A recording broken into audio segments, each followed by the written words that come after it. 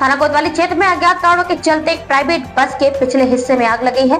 हालांकि कोई बड़ा हादसा नहीं हुआ है, लेकिन बस का पिछला हिस्सा पूरी तरह से जलकर राख हो गया है।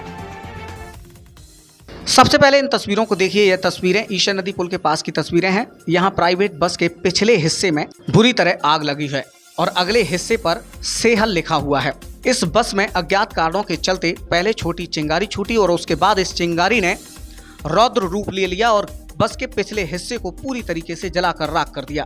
देखते ही देखते चिंगारी ने विकराल रूप ले लिया और आग के गोले में चिंगारी तब्दील हो गई, जिससे बस का पिछला हिस्सा धू धू कर जलने लगा। जैसे ही बस में आग लगने की सूचना हुई, आसपास में अफरा तफरी का माहौल बन गया। लोग इधर से उधर भागने लगे। तत्काल आग लगने की सूचना फायर ब्रिगेड को दी गई तो मौके पर फायर विभाग की गाड़ी पहुंची, जिसने तत्काल पानी की सहायता से आग पर काबू पाया।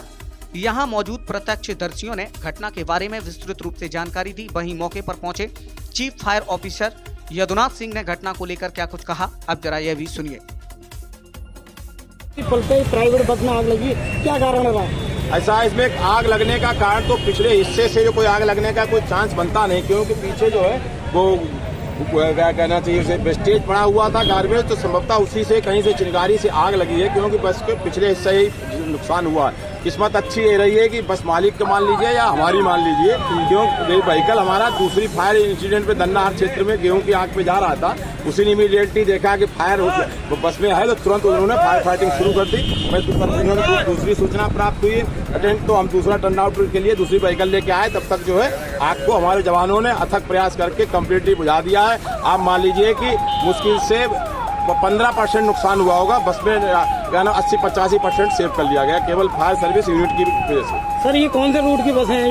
ये रूट जो संभवतः हमको लग रही है कि क्योंकि ये उसमें प्राइवेट बस है, हो सकता है कि वो तो आरटीओ भाग जाने का। फिलहाल इसमें जो लिखा हुआ है मैनपुरी टू सैफई।